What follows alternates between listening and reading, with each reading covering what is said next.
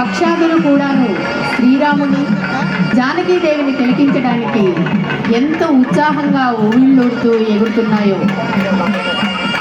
రామ దర్శన భాగ్యం ఎంత ఉత్సాహం, ఎంత కమనీయం, ఎంత రమణీయం.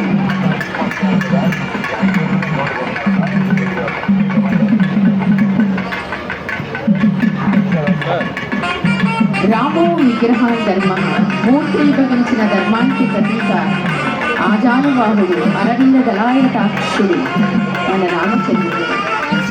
జనకపుత్రి జానకి నోమేమి నోచిందో కానీ ఆ రామచంద్రుడికి తలంబరాలు పోయిందా.